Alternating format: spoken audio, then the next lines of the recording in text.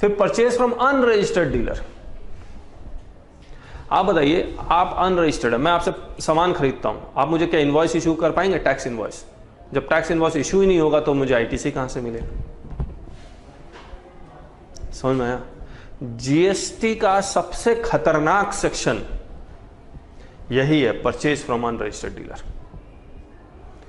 और खतरनाक ऐसा कि जीएसटी में शायद हर किसी सर्विस प्रोवाइडर को रजिस्ट्रेशन करवाना कंपलसरी हो जाएगा, भले उसका टर्नओवर 20 लाख से कम है। और क्या खतरनाक है इसमें, ये कहता है जीएसटी जब आएगा, अगर मैं अनरजिस्टर्ड डीलर से गुड्स परचेज करूं, कोई भी सर्विसेज अवेल करूं, कोई भी, तो मुझे, आप तो अनरजिस्टर्ड है, आप टैक्स लेंगे नहीं, लेकिन आपका टैक्स, जो आपको टैक्स लेना चाहिए था, वो टैक्स मैं दूंगा। समझ में आ रहा है? तो अगर आप मान लीजिए चार्टर्ड अकाउंटेंट प्रैक्टिस है, आज आपने प्रैक्टिस शुरू की है, 1 जुलाई को प्रैक्टिस शुरू की है, और आप किसी कंपनी का ऑडिट करना चाह रहे हैं, तो मैं मिटा देता हूं एक बार, देखना कितना खतरनाक है ये।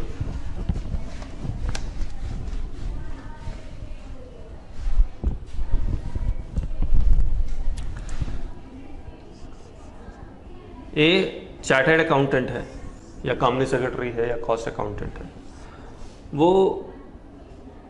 रिलायंस इंडस्ट्रीज लिमिटेड का ऑडिट करता है। ये बहुत बड़ी कंपनी होगी, इसका तो ऑडिटर बड़ा ही होगा। मान लो रमेश एंड कंपनी का ऑडिट करता है, जिसका टर्नओवर मान लो 5 करोड़ है। आप बिल काट के देते हैं, पहली प्रैक्टिस है आपकी, 1 लाख, 1 जुलाई को आपने प्रैक्टिस शुरू की, आप बिल बताते हैं 1 लाख।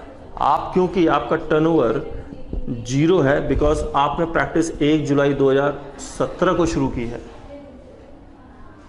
तो आपका टर्नओवर 0 है, he is your first client. आप बिल बनाते हैं 1 lakh plus 0 equal to 1 lakh, GST का बता रहा हूं आपको। तो he is availing services from a unregistered dealer, ये टैक्स नहीं लेगा बिकॉज इज नॉट रजिस्टर्ड, तो इसका टैक्स ये देगा on the concept of reverse charge, receiver देगा। कौन सा कॉन्सेप्ट है? Reverse charge. अब ये गवर्नमेंट को, यानी कि सेंट्रल गवर्नमेंट को और स्टेट गवर्नमेंट को जमा करवाएगा टैक्स। 18% है सर्विस टैक्स, 9,000 इसको जमा करवा देगा, 9,000 इसको जमा करवा देगा। ठीक है, एक। और रिवर्स चार्ज के बेसिस पे जो टैक्स जमा करवाएगा, तो वो रमेश एंड कंपनी इसका क्रेडिट क्लेम कर लेगा। समझ में आ रहा है? अब आप सोच के देखिए, रमेश एंड कंपनी ये रिस्पॉन्सिबिलिटी क्यों लेगा आपकी? रमेश एंड कंपनी कहेगा इसको कि तुम पहले रजिस्टर करवाओ, उसके बाद मेरे ऑडिट करने आना, क्योंकि तुम्हारा टैक्स मैं क्यों पेमेंट करूं? रिस्पॉन्सिबिलिटी है, टैक्स जमा करवाओ, फिर क्रेडिट लो, अकाउंटिंग एंट्री पास करो, रिटर्न में दिखलाओ, इस इनपुट सप्लाई है, इसका रिटर्न में फाइल करो, ये एक्सेप्ट करेगा। कहानी है जबरदस्ती की। आ रहा समझ में? ये खतरनाक इसलिए भी है,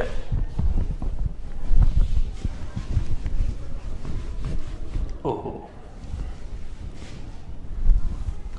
ये खतरनाक इसलिए भी है कि जब आप प्रॉफिट एंड लॉस अकाउंट बनाते हैं तो उचंती खर्चा बहुत डाल देते हैं।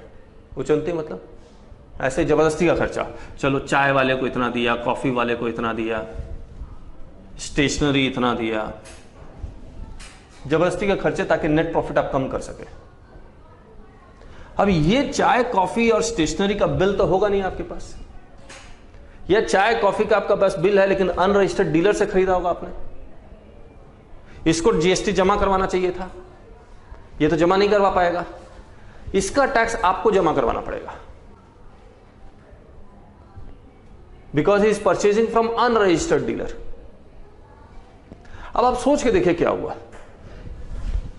क्या ये मेसर्स रमेश एंड कंपनी जो रजिस्टर्ड है, वो किसी भी अनरजिस्टर्ड डीलर से कुछ खरीदने की कोशिश करेगा? नहीं करेगा। तो इनडायरेक्टली गवर्नमेंट कह रही है टर्नओवर 20 लाख तो दिखाने के हैं।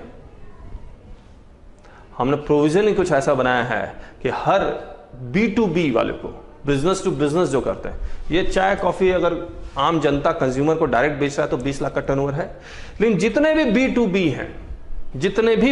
हैं, टर्नओवर 1 रुपया हो या करोड़ों रुपया हो, उसको रजिस्ट्रेशन एक तरह से कंपलसरी हो गया। एक तरह से लॉ ऐसा बनाया गया, माहौल ऐसा बनाया गया कि उसके लिए रजिस्ट्रेशन कंपलसरी हो गया है। समझ में आया? क्या पूछ रहे थे आप? नहीं, TDS की कहानी तो अलग है ना। हाँ ठीक है, TDS को इससे क्या लेना देना? TDS भी देगा वो और ये वाला टैक्स भी देगा। मैं फिर से बोल रहा हूँ, आप लोग को मैंने शुरुआत में बताया था डबल टैक्सेशन ये नहीं है। ये TDS दे रहा है, किसके भी आप पे दे रहा है? इसके भी आप पे, और इसका क्रेडिट ये क्लेम कर लेगा।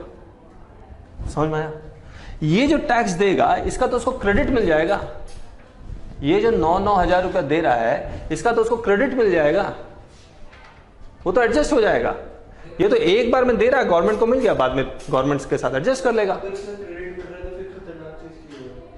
क्या चीज खतरनाक? ये है कि रमेश एंड कंपनी को प्रोसीजरल रिक्वायरमेंट ज्यादा करना पड़ेगा, इसलिए खतरनाक है। खतरनाक इसलिए भी है कि ये तो सोच के बैठा था कि टर्नओवर 20 लाख तक कोई टैक्स नहीं देना पड़ेगा, और सचमुच कोई टैक्स नहीं देगा। लेकिन इससे पूछो जब ये रमेश एंड कंपनी तो इसको सीधे बोलेगा, सर रजिस्ट्रेशन करवाओ नहीं तो ऑडिट मत करना।